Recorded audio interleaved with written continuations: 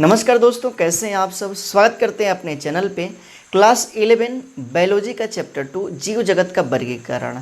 और इसके पिछले भाग में हम लोगों ने सीख लिया था जीवाणुओं में पोषण के बारे में। जीवाणुओं में किस तरह से पोषण होता है इसके बारे में हमने पिछले भाग में विस्तार से बता दिया है। यदि आपने नहीं देखा तो प्लेलिस्ट में उसका वीडियो है, ज़रूर देखिए। आज के वीडियो में हम बात करेंगे जीवाणुओं में जनन के बारे में। किस तरह से जीवाणुओं में जनन होता है, यानी कि जीवाणु अपनी संख्या कैसे बढ़ाते हैं। एक जीवाणु से दो, दो से चार, चार से आठ, इस तरह से जीवाणुओं में संख्या कैसे बढ़ जाती हैं, इसके बारे में हम इस वीडियो में बात करने वाले हैं। तो जुड़े रहें नारायण सर क्लासेस के साथ। और यदि आप चैनल पर नए हैं तो चैनल को सब्सक्राइब जरूर करें, बेल आइकन को प्रेस करें, ऑल नोटिफिकेशन को सेट करना और इसे अपने मित्रों में ज़्यादा से ज़्यादा शेयर करना है। और यदि आपको सारी चीज़ें समझ में आती है तो वीडियो को लाइक जरूर कीजिएगा। तो चलिए शुरू कर देते हैं आज का सेशन और जान लेते हैं जीवाणुओं में जनन के बारे में, यानी कि reproduction in bacteria.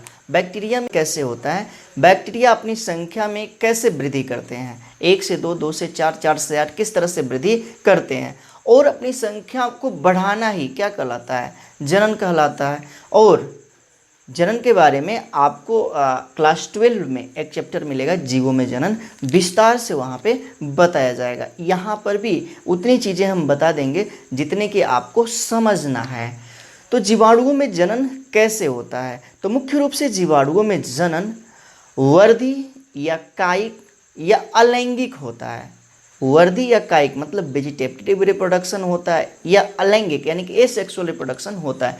Sexual reproduction यानी कि लैंगिक जनन का अभाव होता है। लेकिन लैंगिक जनन जैसा ही कुछ चीज़ें पाया जाता है जिसे हम आनुवांशिक पुनर्योजन कहते हैं, जेनेटिक रिकम्बिनेशन कहते हैं। तो जेनेटिक रिकम्बिनेशन पाया जाता है जीवाणुओं में।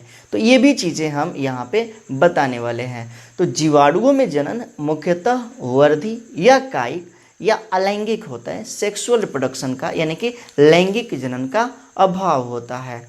लेकिन इसमें आनुवांशिक पुनर्योजन, जेनेटिक रिकम्बिनेशन की क्षमता होती है।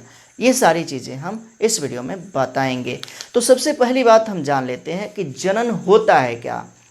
तो किसी भी जीव में अपने ही जैसा नया जीव बनाने की क्षमता होती है, और अपना ही जैसा नया जीव उत्पन्न करना, अपने ही जैसा नया जीव उत्पन्न करना क्या कहलाता है, जनन कहलाता है। तो चलिए सबसे पहले हम जनन के ही बारे में देख लेते हैं। जनन यानी कि इसको इंग्लिश में बोला जाता है रिप्रोडक्शन। रिप्रोडक्शन और इसका क्या मतलब, तो अपने ही जैसा नया जीव उत्पन्न करना, अपने ही जैसा नया जीव उत्पन्न करना क्या कहलाता है, जनन कहलाता है। यानी कि सभी जीव अपने ही जैसा नया जीव उत्पन्न करते हैं और इसे ही कहते हैं क्या, जनन। अब सभी जीवों में मुख्य रूप से दो तरह से जनन होता है। एक को बोला जाता है अलैंगिक जनन। अलैंगिक जनन, इसको इंग्लिश में बोला जाता है एसेक्सुअल रिप्रोडक्शन। रिप्रोडक्शन। और दूसरा होता है क्या चीज, दूसरा होता है लैंगिक जनन। इसे हम इंग्लिश में बोलेंगे सेक्सुअल रिप्रोडक्शन। सेक्सुअल रिप्रोडक्शन, लैंगिक जनन। लैंगिक जनन का क्या मतलब, तो वह जनन जिसमें केवल एक जीव की आवश्यकता होती है, एकल जीव की आवश्यकता। यानी कि जिस जनन में केवल एकल जीव की आवश्यकता होती है उसे क्या कहते हैं, अलैंगिक जनन कहते हैं। और लैंगिक जनन में क्या होता है, जिसमें दो विपरीत जीवों की आवश्यकता होती है। विपरीत जीवों की आवश्यकता होती है, यानी कि जिसमें दो विपरीत जीवों की आवश्यकता होती है उसे लैंगिक जनन कहा जाता है। दो विपरीत जीव का क्या मतलब, एक नर तो दूसरा मादा। तो जिन जीवों में केवल एक ही जीव की आवश्यकता होती है जनन के लिए, उसे बोला जाता है एसेक्सुअल रिप्रोडक्शन यानी कि अलैंगिक जनन। और जिन जीवों में दो विपरीत जीवों की आवश्यकता होती है जनन के लिए उसे कहा जाता है लैंगिक जनन यानी कि सेक्सुअल रिप्रोडक्शन। तो ये जो जीवाणु है, जीवाणुओं में अलैंगिक जनन होता है। कौन सा जनन? अलैंगिक जनन। इसका ही एक प्रकार है वर्धी या कायिक जनन। क्या चीज़? तो कायिक जनन। इसको वेजिटेटिव रिप्रोडक्शन बोला जाता है या अलैंगिक जनन। यही जो जनन है इन्हीं विधियों द्वारा जीवाणुओं में जनन पाया जाता है। तो यहाँ से हम विस्तार से जानेंगे कि जीवाणुओं में वर्धी जनन किस तरह से होता है, अलैंगिक जनन किस तरह से होता है और आनुवांशिक पुनर्योजन किस प्रकार से होता है। ये चीज़ें हम आपको बताएंगे। तो आपको हेडिंग बना लेना है ये जीवाणुओं में जनन और इसमें लिखना है जीवाणुओं में जनन मुख्य रूप से वर्धी यानी कि वेजिटेटिव या अलैंगिक एसेक्सुअल विधियों से होता है। जीवाणुओं में वास्तविक लैंगिक जनन नहीं मिलता है, परंतु अब इलेक्ट्रॉन सूक्ष्मदर्शी द्वारा स्पष्ट हो चुका है कि जीवाणुओं की कुछ जातियों में आनुवांशिक पुनर्योजन यानी कि जेनेटिक रिकम्बिनेशन होता है। इतनी चीज़ें आप लिख लिए होंगे। उसके बाद से हेडिंग बना लेना है वर्धी जनन यानी कि वेजिटेटिव रिप्रोडक्शन, इसी को कायिक जनन भी कहा जाता है। तो चलिए वर्धी यानी कि कायिक जनन के बारे में हम जान लेते हैं। तो ये सारी चीज़ें मिटाएंगे, आपको स्क्रीनशॉट लेना है, स्क्रीनशॉट लीजिए और इसको नोट्स पे लिखते चलें। चलो तो अब हम देख लेते हैं क्या चीज़? तो वर्धी या कायिक जनन।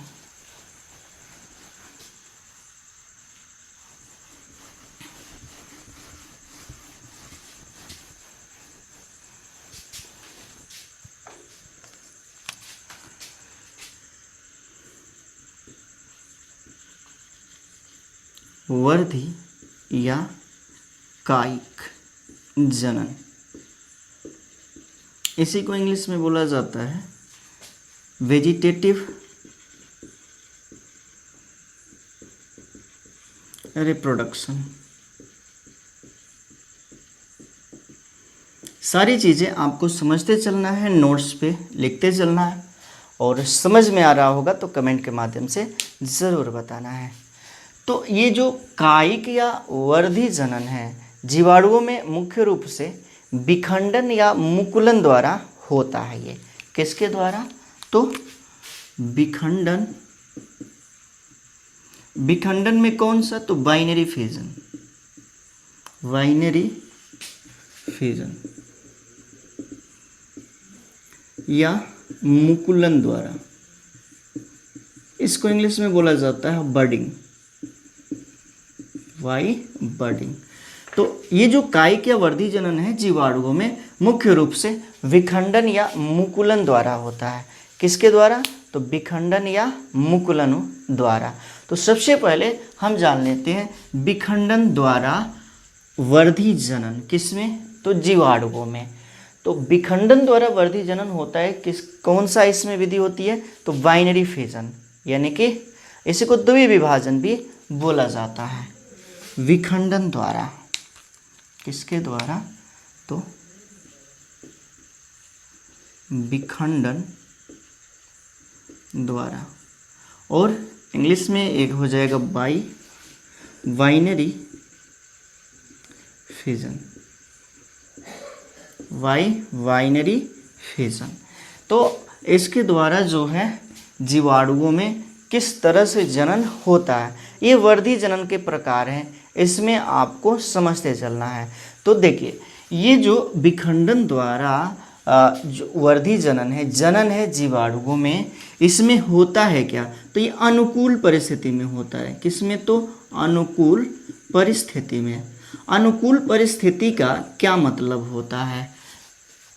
मतलब कि ताप, दाब आदि वातावरणीय परिस्थितियों को सहने की क्षमता, यानी कि जिस ताप, दाब या वातावरण परिस्थिति है उसमें जीवाणु जीवित रह जाए, जिस स्थिति में, जिस पर्यावरणीय परिस्थिति में, उसको बोला जाता है अनुकूल परिस्थिति। और यदि ऐसा वातावरणीय दशा हो जिसमें जीवाणु जीवित न रह सके तो वह उसके लिए होता है प्रतिकूल परिस्थिति। तो यहाँ पे विखंडन द्वारा जनन में किस तरह की स्थिति की आवश्यकता होती है? अनुकूल स्थिति में, यानी कि यह जो है अनुकूल परिस्थिति में ऐसा होता है। अब इसमें होता है क्या? तो सबसे पहले यह एक बैक्टीरिया है, आपको सारी चीज़ें समझते चलना है। यहाँ पे ये बैक्टीरिया है, बैक्टीरिया आकार में बढ़ते हैं, आकार में बढ़ते हैं। इसके अंदर जो है इसका अपना जेनेटिक मटेरियल होता है, केंद्रकीय पदार्थ होता है। तो सबसे पहले आकार में बढ़ने के बाद क्या होता है कि जो ये बैक्टीरिया का ये जो डीएनए है, क्या चीज़? तो डीएनए, इसमें विभाजन होता है, द्विगुणन होता है, यानी कि ये रेप्लिकेट करता है। डीएनए रेप्लिकेट, डीएनए रेप्लिकेट यानी कि इसमें इसका द्विगुणन होता है।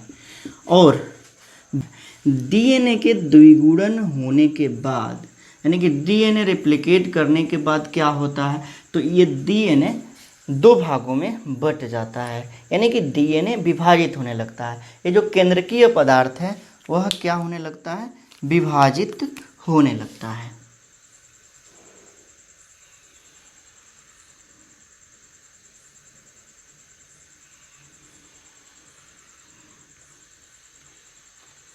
यहाँ पे हम इस डीएनए को विभाजित होने की स्थिति को हम दो पेन से दिखा रहे हैं। ऐसा नहीं है कि ये जो दो कलर दिखाया जा रहा है तो ये इसमें का जो मटेरियल है वो अलग होगा, इसमें का मटेरियल अलग, ऐसी बात नहीं है। हम ये दिखाना चाह रहे हैं यहाँ पे कि डीएनए क्या कर रहा है? तो दो भागों में विभाजित हो रहा है, यानी कि डीएनए रेप्लिकेट कर रहा है। क्या चीज़? तो डीएनए का रेप्लिकेशन हो रहा है। अब यहाँ पे ध्यान से देखना है, ये जो है सेल वाल है, इसका सेल वाल। उसके बाद से ये क्या है? तो प्लाज्मा मेम्ब्रेन है, इसी को कोशिका कला भी बोला जाता है, कोशिका कला। उसके बाद से ये वाला है जीव द्रव्य। क्या चीज़ है? तो ये जीव द्रव्य है। ये बात आपको याद रखनी है। अब जैसे ये जो डीएनए है वो रेप्लिकेट किया, उसके बाद से क्या होता है? उसके बाद से क्या परिस्थितियां उत्पन्न होती है? तो यहाँ पे जो सेल वाल है उसमें होता है संकीर्णन, यानी कि कॉन्स्ट्रक्शन। क्या चीज़? तो सेल वाल का होता है कॉन्स्ट्रक्शन, संकीर्णन, संकीर्णन इसी को बोला जाता है कॉन्स्ट्रक्शन।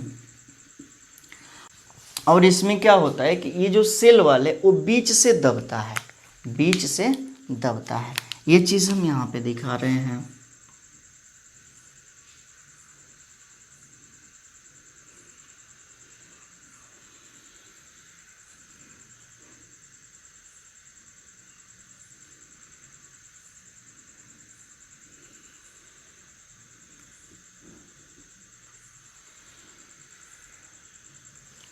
और इसमें का जो जेनेटिक मटेरियल है, यानी कि ये डीएनए दो भागों में बट जाता है, डीएनए दो भागों में बट जाता है। और उसके बाद से अंततः क्या होता है कि इसके कोशिका द्रव्य में विभाजन होता है, कोशिका द्रव्य में विभाजन होता है और यह दो भागों में बट जाता है। कहने का मतलब है कि दो जीवाणु बन जाते हैं, दो बैक्टीरिया यहाँ पे क्या हो गए? तो बन गए, यहाँ पे दो बैक्टीरिया बन गए। इसी को बोला जाता है द्विविभाजन। इसका मतलब ये है कि द्विविभाजन में, यानी कि विखंडन में, बाइनरी फिजन में क्या होता है कि जो बैक्टीरिया है वह आकार में वृद्धि करता है, उसके बाद से उसके डीएनए का द्विगुणन होता है, उसके बाद से जो वाल है, भित्ति है इसकी, उसमें होता है संकीर्णन यानी कि कंस्ट्रक्शन। और उसके बाद से क्या होता है कि जो जीव द्रव्य है वो दो अलग भागों में बट जाता है और नए बैक्टीरिया का निर्माण हो जाता है। तो ये जो बैक्टीरिया था जो लिया गया था ये जनक है, क्या है? जनक। और ये क्या है? जो नया बना वो उसकी संतति है, क्या है? तो संतति है। तो तो यहाँ पे जनक से संतति का निर्माण होता है और इसी को बोला जाता है जनन। यह बहुत तीव्र गति से होता है, तेजी से होता है। उम्मीद है कि आपने ये चीज़ें समझ लिया होगा। क्या चीज़? तो वर्धी या कायिक जनन में विखंडन द्वारा कैसे जीवाणुओं में जनन होता है, यानी कि अनुकूल परिस्थिति में जीवाणु कोशिका आकार में बढ़ती है, फिर उसके डीएनए में रेप्लिकेट होता है, यानी कि द्विगुणन होता है, डीएनए दो भागों में बंटना शुरू हो जाता है। उसके बाद से जो भित्ति है वो संकीर्णित हो जाती है, जो भित्ति है वो संकीर्णन उसमें होता है, कंस्ट्रक्शन होता है और बीच में ये दब जाती है और अंततः इस जीव द्रव्य में विभाजन हो जाता है और एक बैक्टीरिया से दो बैक्टीरिया का निर्माण हो जाता है। इसे ही कहा जाता है क्या चीज़? तो विखंडन द्वारा कायिक या वर्धी जनन बैक्टीरिया में। उम्मीद है कि इतनी चीज़ें आप लोगों ने समझ लिया होगा। तो हेडिंग बना लेना है वर्धी या कायिक जनन, वर्धी या कायिक जनन, और इसमें लिखना है इस प्रकार का जनन विखंडन यानी कि बाइनरी फिजन या मुकुलन यानी कि बर्डिंग द्वारा होता है। उसके बाद से आगे से हेडिंग बना लेना है विखंडन द्वारा यानी कि बाइनरी फिजन, और इसमें लिखना है उचित व अनुकूल वातावरण में जीवाणु कोशिका एक अनुप्रस्थ भित्ति यानी कि ट्रांसवर्स वाल द्वारा दो संतति कोशिकाओं यानी कि डॉटर सेल में बट जाती हैं। विखंडन से पूर्व कोशिका अपने आकार में बढ़ती हैं और धीरे धीरे जीव द्रव्य के मध्य भाग में संकीर्ण तथा अनुप्रस्थ भित्ति बनने के कारण दो बराबर भागों में विभाजित हो जाता है। यह क्रिया बहुत तीव्रता के साथ होती है। ये दोनों भाग अलग होकर दो कोशिकाओं का निर्माण करते हैं। तो ये यहाँ पे हो गया क्या चीज़? विखंडन द्वारा। अब हम दूसरा बताएंगे जो होगा मुकुलन द्वारा यानी कि बर्डिंग। किसके द्वारा? तो मुकुलन द्वारा। सेकेंड, फर्स्ट विखंडन द्वारा हो गया। ये आपको फिगर बनाने हैं। यहाँ से ये फिगर चल रहा है और यहाँ पे नई संतति का निर्माण हो गया है। तो आपको स्क्रीनशॉट लेना है और उसके बाद से हम आगे दूसरा जान लेते हैं मुकुलन द्वारा वर्धी जनन।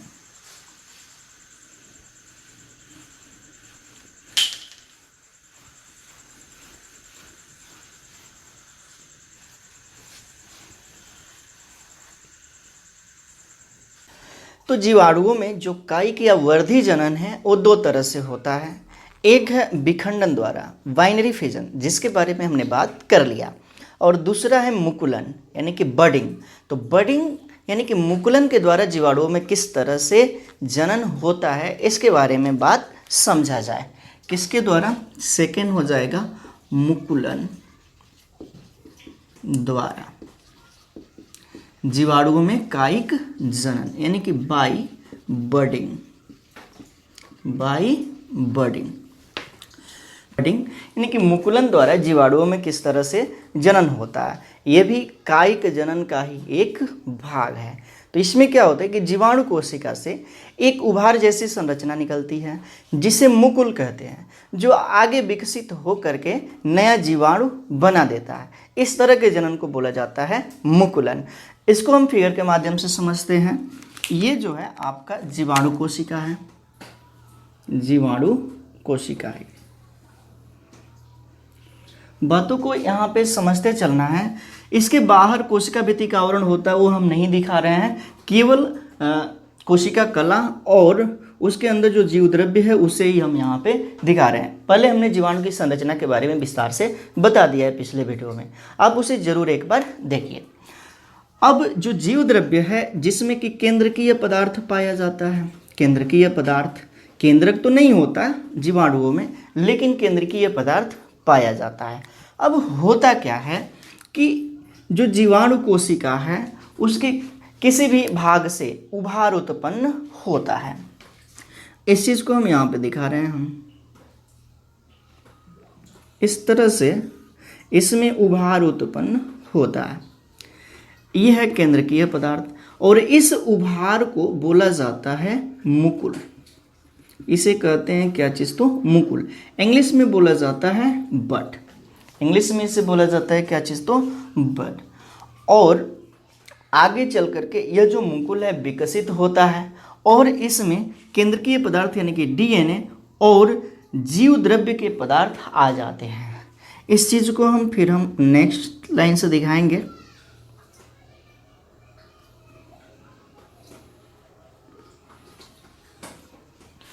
तो ये वाला है जीवाणु का क्या चीज़, तो डीएनए, अपना डीएनए। और ये जो डीएनए है इसमें होता है द्विगुणन। डीएनए रिप्लिकेट करता है, रिप्लिकेशन होता है यानी कि द्विगुणन होता है, द्विगुणन। और ये द्विगुणन होने के बाद क्या होता है कि ये जो डीएनए है वो बड में चला आता है, मुकुल में चला जाता है, जीव द्रव्यीय पदार्थ जो है चले जाते हैं किसमें, मुकुल में। उसके बाद से क्या होता है कि इसमें होता है कंस्ट्रक्शन यानी कि संकीर्णन होता है, संकीर्णन। इसी चीज़ को हम यहाँ पे दिखा रहे हैं।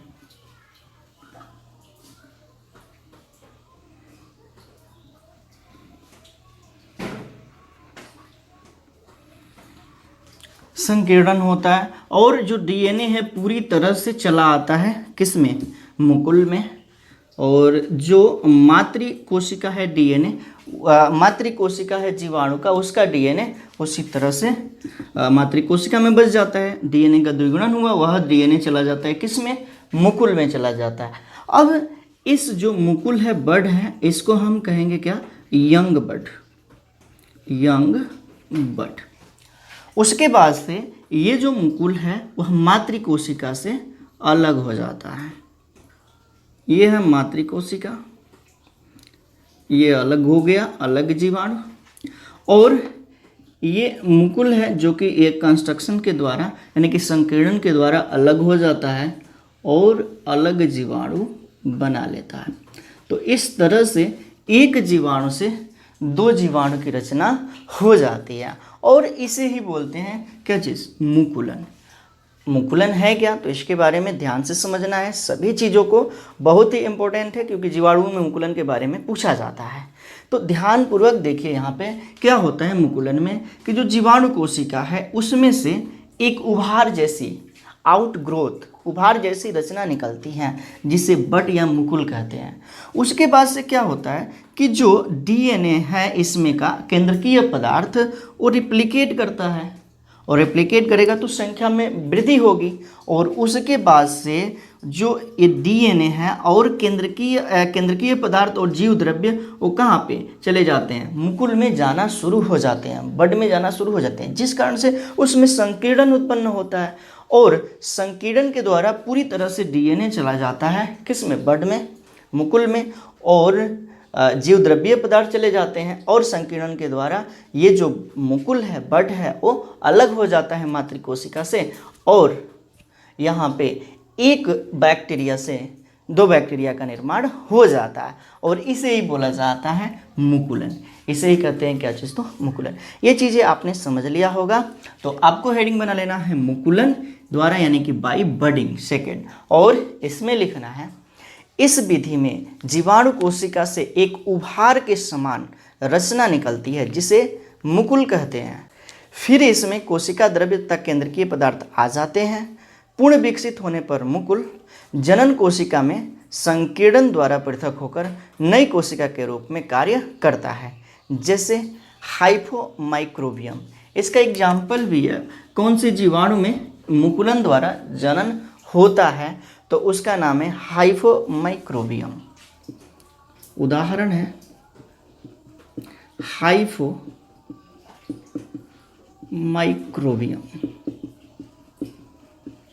ठीक, तो इतनी चीज़ें आपने समझ लिया। मुकुलन आपने लिख भी लिया होगा, इस चित्र को भी बना लेना है। और उसके बाद से अब हम आगे जानेंगे अलैंगिक जनन के बारे में। जीवाणुओं में अलैंगिक जनन कैसे होता है, सारी चीज़ों को हम यहाँ पे विस्तार से बताएंगे और एक एक चीज़ों को देखते चलना है। ज़रूर आपको समझ में आएगा, समझ में आता है तो कमेंट के माध्यम से ज़रूर बताएं। तो चलिए जान लेते हैं जीवाणुओं में अलैंगिक जनन। इससे पहले आप इसका स्क्रीनशॉट लें और उसके बाद से हम जानेंगे अलैंगिक जनन के बारे में। चलिए, तो ये सारी चीज़ें हम मिटाते हैं और उसके बाद से जीवाणुओं में अलैंगिक जनन के बारे में समझते हैं पूरी बातें।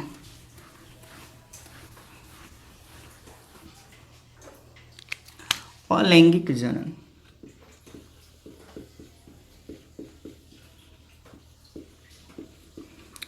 इंग्लिश में बोलेंगे एसेक्सुअल रिप्रोडक्शन।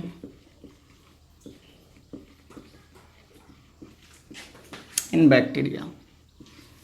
तो अलैंगिक जनन किस तरह से होता है? तो अलैंगिक जनन के बारे में आपको बातें याद रखनी होगी। हमने बताया भी है कि वह जनन जिसमें एकल जीव की आवश्यकता होती है, केवल एक ही जीव नया जीव उत्पन्न कर दे, नया जीव अपने ही जैसा बना ले, तो इस तरह के जनन को बोला जाता है अलैंगिक जनन। अलैंगिक जनन, लैंगिक जनन के बारे में विस्तार से आपको क्लास 12 में बताया जाएगा। सबसे पहला ही यूनिट वहाँ पे स्टार्ट हो जाता है जनन का, और वहाँ पे विस्तार से आपको पढ़ने को मिलेगा। जो भी समझने वाली चीज़ें हम यहाँ पे बता रहे हैं। तो यहाँ पे क्या होता है कि जीवाणुओं में अलैंगिक जनन किसके द्वारा होता है? तो बीजाणुओं द्वारा। देखिए, ये बैक्टीरिया है, ये क्या है? तो बैक्टीरिया है। अब बैक्टीरिया में प्रतिकूल परिस्थिति में, अनुकूल नहीं, प्रतिकूल परिस्थिति में, प्रतिकूल परिस्थिति में, यानी कि जब वातावरणीय दशाएं बैक्टीरिया के विपरीत हो, मतलब कि ताप, दाब आदि स्थितियां बैक्टीरिया, जीवाणु उसका सहन नहीं कर सकता, तो उस समय तो ये नष्ट हो जाएगा, स्वाभाविक बात है। ऐसी स्थिति को ही प्रतिकूल परिस्थिति बोला जाता है। यदि जीव के जैसा ही वातावरण स्थिति हो, मतलब कि जीवन जीने लायक हो, तो उसको अनुकूल परिस्थिति बोला जाता है। और प्रतिकूल परिस्थिति क्या है? तो ऐसा वातावरणीय दशा जो कि जीवन जीने के अनुकूल न हो, प्रतिकूल हो, यानी कि ताप दाब, अधिक तापमान हो जिसको कि वह जीव सह नहीं पाए। तो बहुत सारे ऐसे कंडीशन होते हैं जिसमें कि जीव वातावरणीय दशाओं को सह नहीं पाता है, उसकी मृत्यु हो जाती है। इस तरह की स्थिति को बोला जाता है प्रतिकूल परिस्थिति। और प्रतिकूल परिस्थिति में जीवाणु क्या करते हैं कि अपने अंदर बीजाणु बनाते हैं, छोटे छोटे बहुत सारे बीजाणु। ये चल या अचल हो सकते हैं, ये चल या अचल हो सकते हैं। ये क्या है? तो बीजाणु है, बीजाणु बनाते हैं। अब इस जीवाणु को जीवित रहना है, प्रतिकूल परिस्थिति में तो ये जीवाणु मर जाएगा, इसलिए ये क्या बनाते हैं? बीजाणु बनाते हैं। और बीजाणुओं में उस तरह की प्रतिकूल परिस्थिति वाले वातावरणीय दशाओं की सहने की इसमें क्षमता होती है। उसके बाद से जब अनुकूल परिस्थिति आती है, तो ये बीजाणु अंकुरित होकर किस स्थिति में? तो अनुकूल परिस्थिति में, अनुकूल परिस्थिति में अंकुरित होकर के फिर से वही जीवाणु बना लेते हैं, और उस जीवाणु का, उस बैक्टीरिया का अस्तित्व पृथ्वी पर बना रहता है और वह नष्ट नहीं होता है। तो प्रतिकूल परिस्थिति में अपने आप को बनाए रखने के लिए जीवाणु क्या बनाते हैं? बीजाणु। तो एक ही जीव है, और ये जो जीव है उसके बीजाणु अलग हुए और नया जीवाणु बना लिए, तो इस तरह के जनन को बोला जाएगा अलैंगिक जनन। तो जीवाणुओं में जो अलैंगिक जनन होता है, एसेक्सुअल रिप्रोडक्शन होता है, वो किसके द्वारा होता है? बीजाणुओं द्वारा। किसके द्वारा? बीजाणुओं द्वारा। अब ये कई तरह के होते हैं, ठीक, जैसे कि अंतः बीजाणु, कोनिरिया द्वारा, जूओस्पोर द्वारा, सिस्ट द्वारा। अब हम इन सभी चीज़ों को एक एक करके पढ़ेंगे।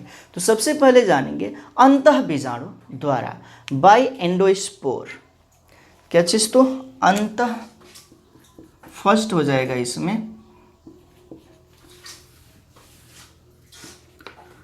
अंतः बीजाणु द्वारा। इंग्लिश में बोलेंगे बाय एंडोस्पोर। सबसे पहली बात कि इसका हम एग्जाम्पल देख लेते हैं कि किन जीवाणुओं में अंतः बीजाणु द्वारा अलैंगिक जनन होता है। तो वह एग्जाम्पल है क्या चीज़? तो बैसिलस और क्लास्ट्रीडियम जीवाणु में, बैसिलस व क्लास्ट्रीडियम। तो इन जीवाणुओं में अंतः बीजाणु द्वारा अलैंगिक जनन होता है। इसमें अभी हमने बताया कि प्रतिकूल परिस्थिति में जीवाणु बीजाणु बनाते हैं। अब कोशिका के अंदर बन रहा है तो इसको बोला जाएगा अंतः बीजाणु, और जब अनुकूल परिस्थिति आती है तो यह बीजाणु अंकुरित होकर के फिर से उसी तरह के जीवाणु की रचना कर लेते हैं। तो ये है अंतः बीजाणु द्वारा जीवाणुओं में अलैंगिक जनन। तो आपको हेडिंग बनाना है अलैंगिक जनन, और अलैंगिक जनन में लिखना है यह अनेक प्रकार से होता है। इसकी मुख्य विधियाँ निम्नलिखित है, और फर्स्ट हो जाएगा अंतः बीजाणु द्वारा, और इसमें लिखना है ये एक प्रकार के प्रतिरोधी बीजाणु है जो बैसिलस तथा क्लास्ट्रिडियम जीवाणुओं में अधिकता से बनते हैं। एंडोस्पोर एक जटिल संरचना है, ये प्रतिकूल परिस्थिति में ही बनते हैं। एंडोस्पोर प्रतिकूल परिस्थितियों में जीवाणु की रक्षा करते हैं, मतलब कि ये बन करके उस जीवाणु की रक्षा करते हैं, उसके अस्तित्व को नष्ट नहीं होने देते हैं। यही बात हमने बता रखा है। आगे से लिखना है इसमें बीजाणु चोल पर रासायनिक पदार्थ, गर्म जल, बर्फ, उच्च तापमान होगा 150 डिग्री सेल्सियस से 170 डिग्री सेल्सियस आदि का प्रभाव नहीं पड़ता है। मतलब कि 150 से 170 डिग्री सेल्सियस तक के तापमान का प्रभाव इन बीजाणु पर नहीं पड़ता है। ठीक, फिर आगे से लिखना है अनुकूल परिस्थिति में अंतः बीजाणु अंकुरित होकर फिर से नए जीवाणु की रचना कर लेते हैं। तो ये हो गया फर्स्ट अंतः बीजाणु द्वारा। उसके बाद से सेकेंड हो जाएगा कोनिडिया द्वारा। सेकेंड कोनिडिया द्वारा, बाई कोनिडिया। सबसे पहले इसका हम एग्जाम्पल देख लेते हैं, उदाहरण देख लेते हैं ये किस में होता है। तो स्ट्रेप्टोमाइसीस,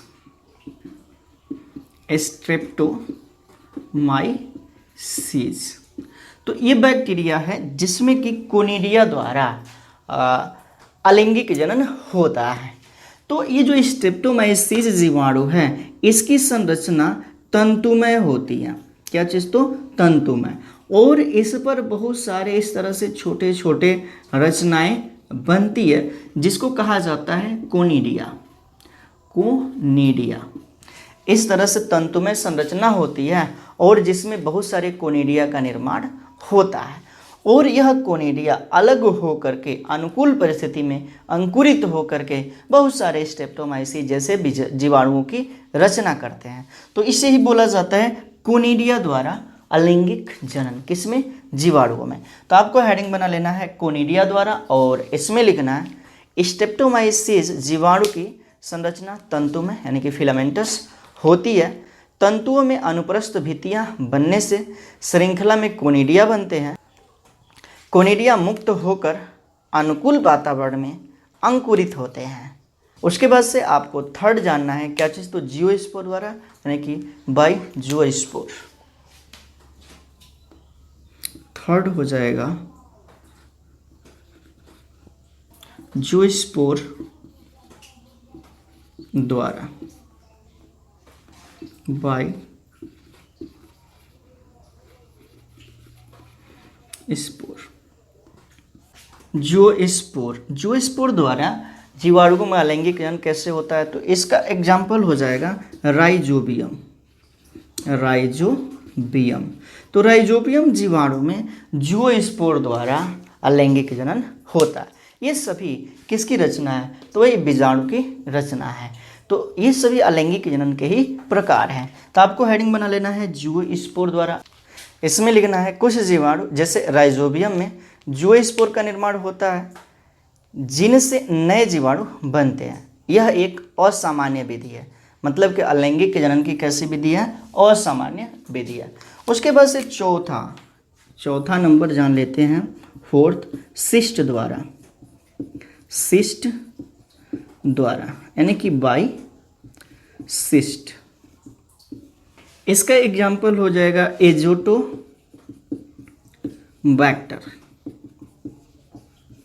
इसका एग्जाम्पल हो जाएगा क्या चीज़? तो एजोटोबैक्टर। इसमें जो है सिस्ट द्वारा क्या होता है? अलैंगिक जनन होता है। इसमें होता है क्या? तो ये जो जीवाणु है उसके चारों ओर एक मोटी बीती जैसी रचना बन जाती है, मोटी बीती जैसी रचना बन जाती है, और जिसे सिस्ट बोला जाता है, जो आगे चल करके नए जीवाणु की रचना करते हैं। बस इसमें इतना ही सिस्ट द्वारा। इसका एग्जाम्पल हो जाएगा एजोटोबैक्टर, और इसमें लिखना है एजोटोबैक्टर जीवाणु में कोशिका के चारों तरफ एक मोटी भीति बन जाती है। यह एक सिस्ट का रूप धारण कर लेती है। अनुकूल वातावरण में सिस्ट अंकुरित होकर नए जीवाणु को जन्म देती है। यहाँ पे हमने जान लिया जीवाणुओं में वर्धी या कायिक जनन कैसे होता है और जीवाणुओं में अलैंगिक जनन कैसे होता है। ये सारी चीज़ें हमने बता दिया। अब बात आती है लैंगिक जनन की। तो जीवाणुओं में लैंगिक जनन का अभाव होता है, लेकिन आनुवांशिक पदार्थ का विनिमय देखा गया है, जिसे बोला जाता है आनुवांशिक पुनर्संयोजन, जेनेटिक रिकम्बिनेशन। और जेनेटिक रिकम्बिनेशन जीवाणुओं में कैसे होता है इसके बारे में हम बात करेंगे। ये लैंगिक जनन जैसा ही होता है, लेकिन लैंगिक जनन में युग्मक बनता है, लेकिन जीवाणुओं में युग्मक नहीं बनता है, आनुवांशिक पदार्थ का विनिमय होता है। ये चीज़ हम यहाँ पे करेंगे। तो ये चीज़ें आप लोगों ने समझ लिया होगा, इसका स्क्रीनशॉट लेना है और उसके बाद से हम आगे जान लेते हैं जीवाणुओं में क्या चीज़, तो लैंगिक जनन के बारे में। तो लैंगिक जनन का तो अभाव होता है, लेकिन आनुवांशिक पुनर्संयोजन होता है। आनुवांशिक पुनर्संयोजन के बारे में आपको क्लास 12 में विस्तार से देखने को मिलेगा। यहाँ पे हम जिस तरह से जीवाणुओं में पुनर्संयोजन होता है, आनुवांशिक पुनर्संयोजन, किस तरह से जेनेटिक पदार्थ का विनिमय होता है, इसके बारे में हम बात करेंगे। तो क्या चीज़, तो आनुवांशिक पुनर्संयोजन, आनुवांशिक पुनर्संयोजन,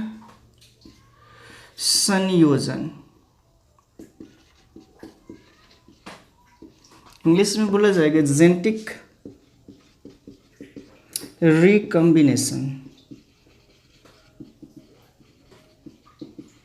सारी चीज़ों को आपको समझते चलना है। लैंगिक जनन के बारे में देखिए, तो लैंगिक जनन में क्या होता है कि दो जीवों की आवश्यकता होती है, दो विपरीत जीवों की आवश्यकता होती है। एक को बोला जाता है नर और दूसरे को कहा जाता है मादा। नर भाग में विभाजन से नर युग्मक बनता है, नर युग्मक, और मादा भाग में विभाजन से मादा युग्मक बनता है। तो कहने का ये मतलब है कि लैंगिक जनन में युग्मक का निर्माण होता है, लेकिन जीवाणुओं में युग्मक का निर्माण नहीं होता है। ये सब क्या है, युग्मक सब डीएनए के ही पार्ट है, जेनेटिक मटेरियल ही है, जेनेटिक पदार्थ ही है, और इसके संयोजन से युग्मनज बनता है, युग्मनज, जिसको कि जाइगोट बोला जाता है, और इससे नए जीव की रचना होती है, और इस तरह के जनन को बोला जाता है लैंगिक जनन। तो यहाँ पे युग्मक बना, लैंगिक जनन में युग्मक बना, लेकिन आनुवांशिक पुनर्संयोजन में युग्मक नहीं बनता है। इसमें जेनेटिक मटेरियल है, आनुवांशिक पदार्थ, उसका विनिमय होता है एक कोशिका से दूसरे कोशिका में, यानी कि आनुवंशिक पदार्थ के अंश का, पार्ट का विनिमय होता है, और इसे ही बोला जाता है क्या चीज़, आनुवांशिक पुनर्संयोजन, आनुवांशिक पुनर्संयोजन। तो आनुवांशिक पुनर्संयोजन में क्या होता है, जैसे कि ये है एक बैक्टीरिया, यहाँ पर दूसरी बैक्टीरिया है, इसमें आपका पाया जा रहा है प्लाज्मिड, अपना इसके पास डीएनए तो है ही, इसमें अपना डीएनए तो है, लेकिन इसमें प्लाज्मिड नहीं है। तो क्या होता है कि इस प्लाज्मिड का विनिमय इसमें होता है और इसमें भी प्लाज्मिड बन जाता है।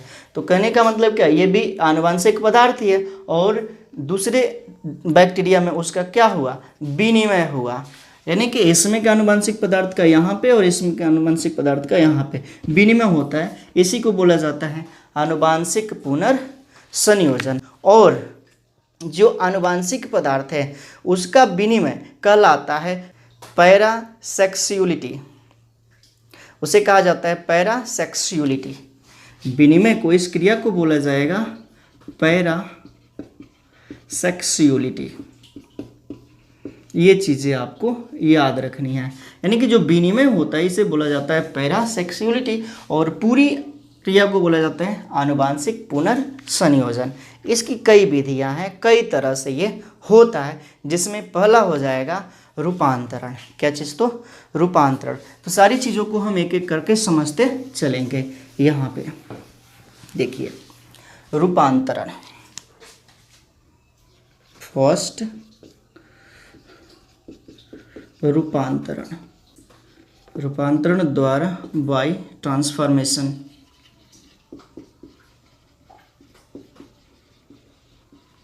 ट्रांसफॉर्मेशन रूपांतरण द्वारा कैसे होता है? जेनेटिक पदार्थों का विनिमय। सबसे पहले जान लेते हैं कि इसे किसने दिया।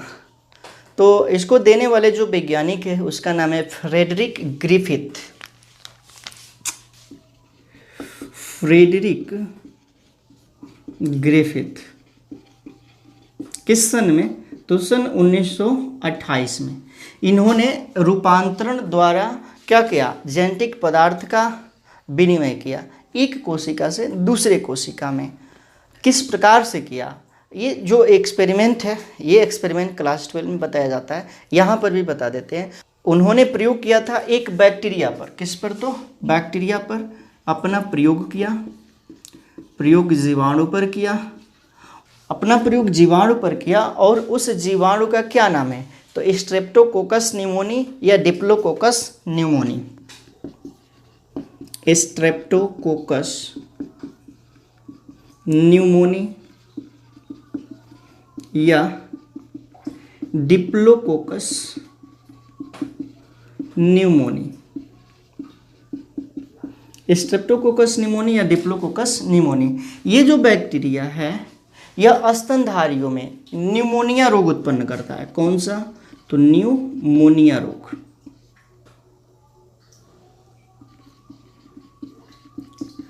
इससे स्तनधारियों में कौन सा रोग होता है? तो न्यूमोनिया रोग उत्पन्न होता है। इसी पर ग्रिफिथ ने अपना रूपांतरण प्रयोग किया। इसी पर फ्रेडरिक ग्रिफिथ ने अपना कौन सा प्रयोग किया? तो रूपांतरण प्रयोग किया।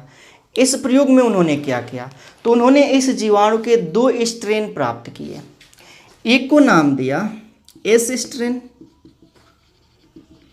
और दूसरे को नाम दिया आर स्ट्रेन। एस स्ट्रेन और आर स्ट्रेन।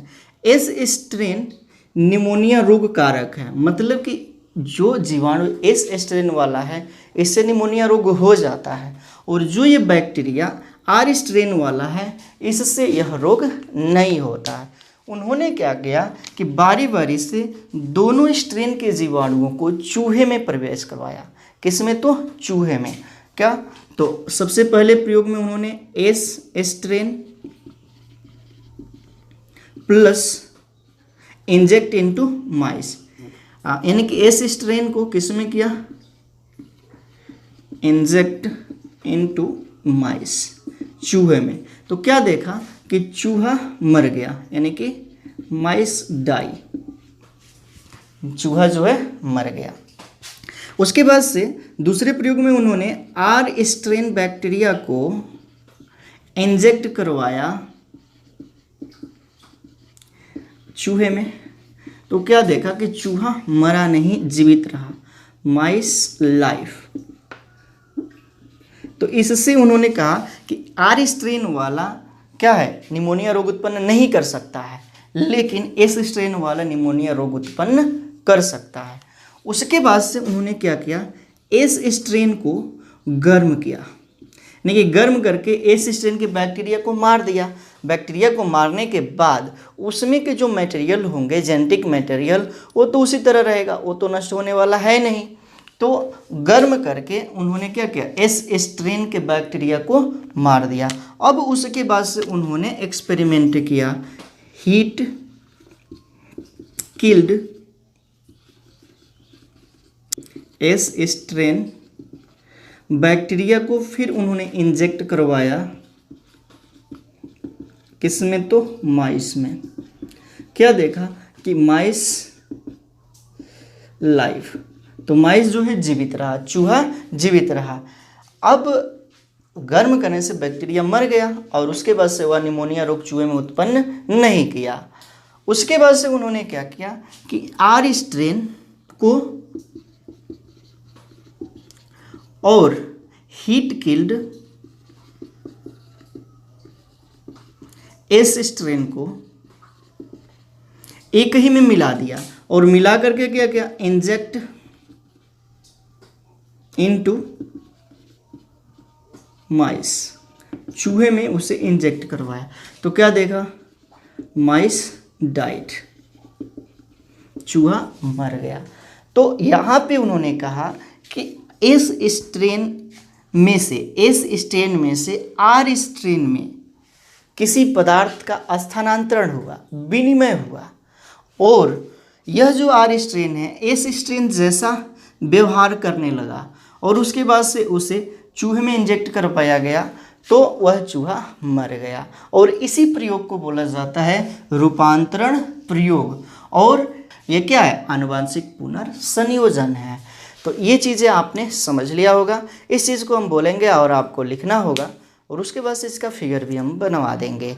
तो आपको लिखना होगा, सबसे पहले हेडिंग बनाना होगा आनुवांशिक पुनर्संयोजन, और इसमें लिखना है जीवाणुओं में अन्य जीवों की तरह युग्मकों का संलयन यानी कि फ्यूजन नहीं होता, परंतु इनमें आनुवांशिक पदार्थ का विनिमय होता है। इस प्रकार के आनुवांशिक पुनर्योजन को पैरासेक्सुअलिटी कहते हैं। यह निम्न 3 प्रकार से हो सकता है।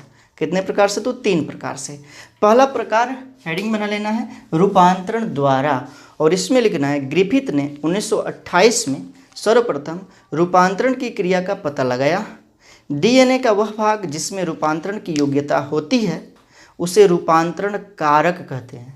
मतलब कि ये जो डीएनए है इसमें रूपांतरण की योग्यता है तो इसे रूपांतरण कारक कहा जाता है। फिर आगे से लिखना है इस क्रिया में एक जीवाणु का कोशिका रहित नग्न डीएनए दूसरे जीवाणु की कोशिका में प्रवेश करता है। इससे ग्राही कोशिका में उसके लक्षण प्रकट होते हैं। मतलब क्या कि यहाँ पर ये जो प्लाज्मिड है ये इसमें प्रवेश किया तो ये ग्राही हो गया, ग्राही, और इसमें भी प्लाज्मिड बनाया यानी कि इसके लक्षण यहाँ पे प्रकट होने लगे। तो ये प्रयोग दिया था किसने, तो फ्रेडरिक ग्रिफिथ ने। कौन सा, रूपांतरण प्रयोग सबसे पहले इन्होंने ही दिया था। तो इतनी चीज़ें आपने समझ लिया। अब हम इसका फिगर बनाएंगे। ये चीज़ सारा चीज़ हम मिटाएंगे, आपको तो नोट करना है, तो इसका स्क्रीनशॉट ले लेना है। चलिए तो इसके फिगर को देख लेते हैं, क्या है इसका फिगर।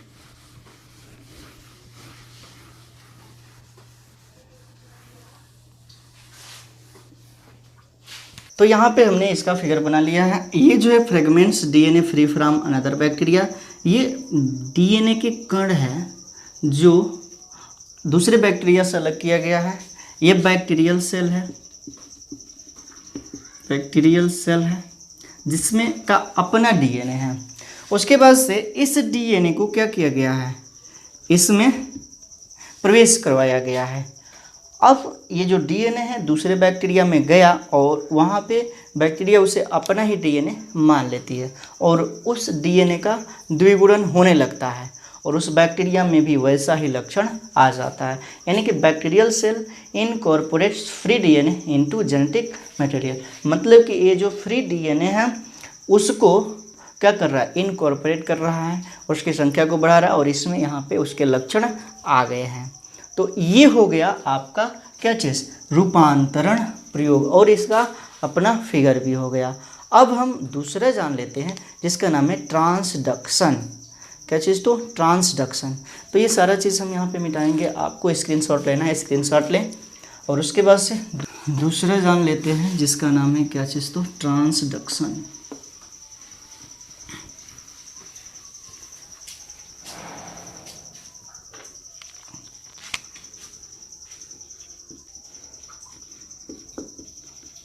ट्रांसडक्शन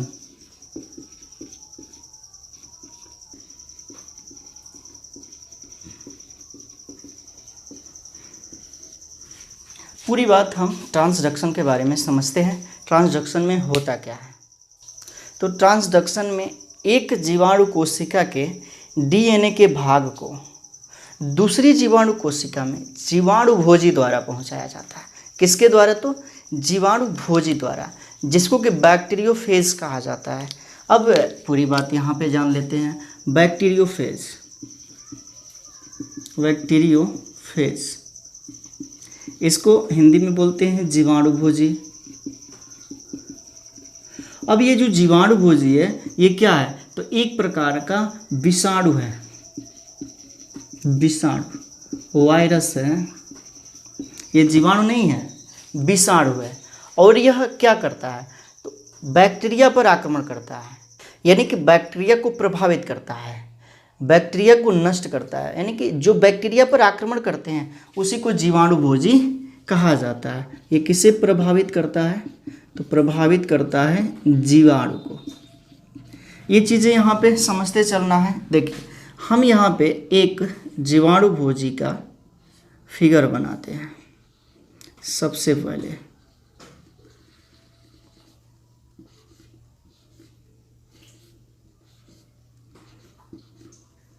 ये जीवाणुभोजी है और ये इसका अपना जेनेटिक मटेरियल है, यानी कि ये डीएनए क्या है, तो डीएनए है। अब ये बैक्टीरिया पर आक्रमण करता है, तो हम यहाँ पे बैक्टीरिया का फिगर बना लेते हैं। ये बैक्टीरिया का अपना डीएनए है, अपना डीएनए है।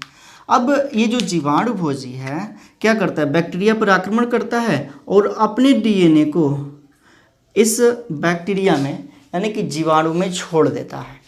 ये किसका डीएनए है, तो ये है जीवाणुभोजी का, यानी कि बैक्टीरियोफेज का,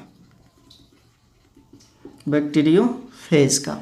और इस डीएनए को, ये डीएनए किसका है, तो बैक्टीरियोफेज का, ये डीएनए किसका है, तो बैक्टीरिया का। तो बैक्टीरिया इस जीवाणुभोजी के डीएनए को अपना डीएनए मान लेती है और उसका द्विगुणन होने लगता है, यानी कि बैक्टीरियल सेल में जीवाणुभोजी की संख्या बढ़ने लगती है। जीवाणुभोजी की संख्या क्या होने लगती है, तो बढ़ने लगती है। ये है आपका बैक्टीरिया। अब क्या हुआ कि ये बैक्टीरिया है, बैक्टीरिया का अपना ये जेनेटिक मटेरियल है और उसके बाद से बहुत अधिक संख्या में जीवाणुभोजी इसमें बनने लगते हैं, बहुत अधिक संख्या में जो है जीवाणुभोजी बनने लगते हैं। तो क्या हुआ यहाँ पे, इस बैक्टीरियोफेज का डीएनए इसमें आया। अब बैक्टीरियोफेज बहुत अधिक संख्या में बनने लगे। उसके बाद से ये बैक्टीरियोफेज बाहर निकल आते हैं। ये बैक्टीरियोफेज कहाँ पे, तो बाहर निकल आते हैं। इसके पास किसका, बैक्टीरिया का भी डीएनए है। किसका डीएनए है, बैक्टीरिया का। उसके बाद ये तो जीवाणुभोजी का काम ही है बैक्टीरिया पर आक्रमण करना, बैक्टीरिया पर आक्रमण करना। किसी दूसरे बैक्टीरिया पर ये आक्रमण करते हैं और आक्रमण करने के बाद उसमें फिर से इस डीएनए को पहुंचा देते हैं। डीएनए को क्या कर देते हैं, पहुंचा देते हैं। तो इस बैक्टीरिया के डीएनए को इस जीवाणुभोजी ने क्या किया, दूसरे बैक्टीरिया में प्रवेश करा दिया। तो कहने का ये मतलब है कि जीवाणुभोजी एक बैक्टीरिया के डीएनए को दूसरे बैक्टीरिया के डीएनए में क्या करते हैं, विनिमय करते हैं, पहुंचा देते हैं। और इससे ही बोला जाता है आनुवांशिक पुनर्संयोजन, और इस पूरी क्रिया को बोला जाता है ट्रांसडक्शन। उम्मीद है कि इस चीज़ को आप समझ लिए होंगे। तो आपको हेडिंग बना लेना है ट्रांसडक्शन और इसमें लिखना है इस क्रिया में एक जीवाणु कोशिका के डीएनए का भाग दूसरी जीवाणु कोशिका में जीवाणुभोजी द्वारा पहुंचाया जाता है। जीवाणुभोजी एक प्रकार का वायरस है जो जीवाणु पर आक्रमण करता है। यह क्रिया निम्न क्रम में हो सकती है। फर्स्ट लिखना है जीवाणुभोजी जीवाणु कोशिका पर आक्रमण करता है तथा अपना डीएनए उसमें प्रवेश करा देता है। ये जीवाणुभोजी है और ये बैक्टीरिया है, इस पर आक्रमण किया और अपना डीएनए इसमें प्रवेश करा दिया। फिर सेकंड, जीवाणु का डीएनए छोटे छोटे टुकड़ों में टूट जाता है। जीवाणुभोजी अपने गुणन के लिए जीवाणु कोशिका का उपयोग करता है। कभी कभी नए जीवाणुभक्षी बनने में उसके डीएनए के साथ साथ जीवाणु के डीएनए का भाग भी चला जाता है। मतलब कि जीवाणु भोजी बना, इसमें इस बैक्टीरिया का डीएनए भी चला गया। थर्ड नंबर, जीवाणु कोशिका के फटने पर असंख्य जीवाणु भोजी बाहर निकलते हैं तथा दूसरे जीवाणु पर आक्रमण करते हैं। तब पहले जीवाणु के डीएनए का भाग को प्रवेश करा देते हैं। इस प्रकार दाता जीवाणु का डीएनए ग्राही जीवाणु के डीएनए का भाग बन जाता है। इस प्रकार के चक्र को लैटिक चक्र कहा जाता है। यानी कि ये पूरा जो चक्र चल रहा है इसे लैटिक चक्र कहा जाता है। तो ये जो दाता जीवाणु है इसके डीएनए को बैक्टीरियोफेज ने ग्राही के भाग में प्रवेश करा दिया। ये क्या हो गया तो ग्राही, और ये क्या है तो दाता। और इसी को बोला जाता है लैटिक चक्र, और पूरे को बोला जाता है ट्रांसडक्शन। इतनी चीज़ें आपने समझ लिया होगा। ये फिगर आपको बनाना है। और उसके बाद से अब हम तीसरा जानेंगे। तीसरा हो जाएगा संयुग्मन। क्या चीज़ तो संयुग्मन यानी कि कंजुगेशन।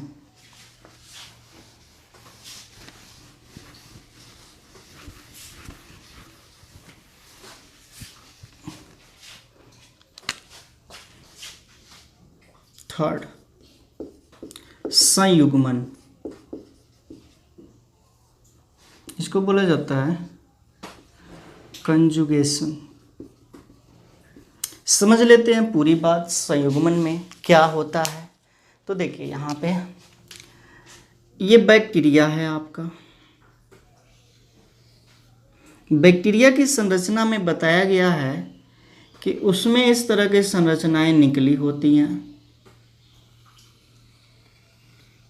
जिसे पिलई कहा जाता है।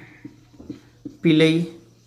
उसके बाद से इस तरह से बहुत सारी संरचनाएं होती हैं जिसको कि फिम्बरी बोला जाता है। ये चीज़ हमने बताया हुआ है, फिम्बरी।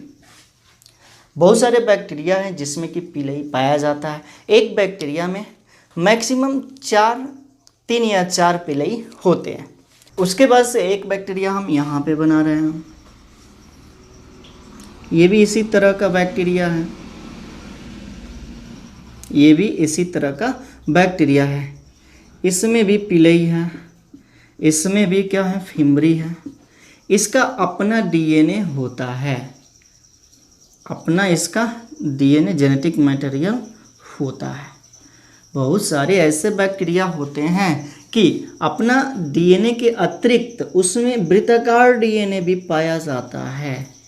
वृत्ताकार डीएनए भी पाया जाता है जिसे बोला जाता है प्लाज्मिड।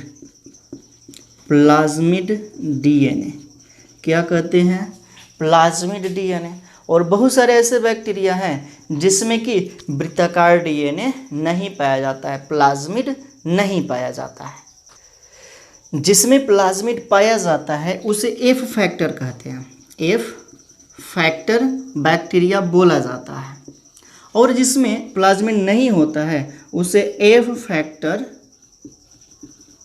नहीं कहते हैं, उसे एफ फैक्टर नहीं कहते। एफ फैक्टर वाले बैक्टीरिया को एफ पॉजिटिव बोला जाता है। और जिसमें एफ फैक्टर नहीं पाया जाता है, प्लाज्मिड नहीं पाया जाता है, उसे एफ निगेटिव बोला जाता है। क्या चीज़? तो एफ निगेटिव। ये बातें आपको याद रखनी है, एफ पॉजिटिव और एफ निगेटिव। अब बात आती है कि संयुग्मन है क्या? संयुग्मन है क्या? तो आपको पूरी चीज़ समझना है। यहाँ पे है पिलई, और हमने पिलई के बारे में बता रखा है। एक बैक्टीरिया हम यहाँ पे बना लिए, सेम टू सेम यही बैक्टीरिया, इसका अपना डीएनए है और इसके पास भी क्या है? पिलई है। लेकिन इसमें प्लाज्मिड नहीं होता। तो इस पिलई का क्या कार्य होता है? डीएनए को दूसरे बैक्टीरिया में स्थानांतरित करना। यही तो है विनिमय। यही क्या है? विनिमय है। तो एक बैक्टीरिया के पिलई ने दूसरे बैक्टीरिया के पिलई से संयुग्मन किया, जुड़ गया, और जुड़ करके अपने डीएनए को दूसरे बैक्टीरिया के डीएनए में क्या करवा दिया? प्रवेश करवा दिया। यानी कि ये प्लाज्मिड आ गया यहाँ पे। तो ये जो अब बैक्टीरिया हुआ ये भी कैसा हो गया? एफ पॉजिटिव हो गया, यानी कि एफ फैक्टर वाला बैक्टीरिया हो गया। यानी कि इस बैक्टीरिया का लक्षण इसमें आ गया और ये भी कैसा बैक्टीरिया हो गया, तो F पॉजिटिव बैक्टीरिया हो गया। और इसी को बोला जाता है क्या चीज़, संयुग्मन, इसे ही कहते हैं संयुग्मन। बात आपको समझ में आ गई होगी पूरी। तो संयुग्मन या कंजुगेशन होता है क्या, इसके बारे में हमने इस फिगर के माध्यम से समझा दिया। फिर से हम एक बार इसको रिपीट करेंगे। तो लीडरबर्ग और टेटम ने इस प्रयोग को किया था एक बैक्टीरिया पर, जिस बैक्टीरिया का नाम है E coli, Escherichia coli. Escherichia coli में दो प्रभेद हैं यहाँ पे, एक है एफ पॉजिटिव और दूसरा है एफ निगेटिव। जो एफ पॉजिटिव बैक्टीरिया है उसमें प्लाज्मिड पाया जाता है, इससे हम एफ फैक्टर भी बोलते हैं, यानी कि ये जो बैक्टीरिया एफ फैक्टर वाला है। और जिसमें प्लाज्मिड नहीं पाया जाता है, वो एफ फैक्टर नहीं होता है, उसे एफ निगेटिव कहते हैं। उस बैक्टीरिया को, उस ई कोलाई बैक्टीरिया को क्या कहते हैं, एफ निगेटिव कहते हैं। अब हमने बताया हुआ है बैक्टीरिया की संरचना में कि इस तरह की संरचना देखने को मिलता है जिसे पिलई कहा जाता है। और ये जो संरचना दिख रही है हेयर लाइक, इसे फिमरी बोला जाता है। पिलई का क्या कार्य होता है, वहाँ पे हमने बताया है कि जो ये डीएनए है, गुणसूत्रीय पदार्थ जो है डीएनए, उसको एक कोशिका से दूसरे कोशिका में भेजना, स्थानांतरण करना, इसका काम होता है। वही चीज़ यहाँ पे हो जाता है संयुग्मन में। तो जिसमें एफ फैक्टर नहीं होता यानी कि प्लाज्मिड नहीं होता है, उसका पिलई एफ फैक्टर वाले बैक्टीरिया के पिलई से संयुग्मन कर लेता है, जुड़ जाता है, और जिसके द्वारा जो प्लाज्मिड है डीएनए पदार्थ वह चला जाता है कहाँ पे, एफ निगेटिव बैक्टीरिया में, जिसमें कि एफ फैक्टर नहीं था। अब इसमें भी प्लाज्मिड विकसित हो जाता है, मतलब कि यह भी अब कैसा हो जाता है, एफ पॉजिटिव बैक्टीरिया हो जाता है। और यही पूरी क्रिया कहलाती है संयुग्मन। तो आपको हेडिंग बना लेना है संयुग्मन, और इसमें लिखना है इसका अध्ययन ई कोलाई नामक जीवाणु में लीडरबर्ग तथा टेटम ने किया था। इस जीवाणु के दो प्रारूप मिलते हैं। फर्स्ट, जिनमें फर्टिलिटी फैक्टर यानी कि एफ फैक्टर होता है, उसे दाता कोशिका कहते हैं, यानी कि इसे जो है दाता कहा जाएगा। क्यों? क्योंकि ये जो है इसमें का जो डीएनए है वह आ रहा है किसमें, जो कि एफ निगेटिव है। उसके बाद से सेकेंड, जिनमें फर्टिलिटी फैक्टर नहीं होता है यानी कि एफ फैक्टर नहीं होता है, एफ निगेटिव होती हैं, इन्हें ग्राही कोशिका भी कहा जाता है। तो ये वाला है आपका ग्राही और ये वाला है क्या चीज़, तो दाता। फिर नीचे से लिखना है ये दो विपरीत प्रारूप की कोशिकाएं निकट आने पर लैंगिक पिलई द्वारा एक दूसरे से जुड़ जाती हैं। यही लैंगिक पिलई के द्वारा एक दूसरे से क्या हो जाती है, जुड़ जाती हैं। फिर आगे से लिखना है यह प्रक्रिया स्यूडोमोनास, विब्रियो तथा साल्मोनेला आदि जीवाणुओं में भी मिलता है। साल्मोनेला टाइफी एक ऐसा बैक्टीरिया है जिससे कि टाइफाइड रोग होता है, इनमें भी इस तरह का संयुग्मन देखने को मिलता है। फिर आगे से लिखना है जब फर्टिलिटी फैक्टर जीवाणु कोशिका के डीएनए से जुड़ जाता है तब इसको HFR कहते हैं। HFR स्ट्रेन कहते हैं। ये हमने पहले बता रखा है। इसका पूरा नाम हो जाएगा हाई फ्रीक्वेंसी रिकम्बिनेशन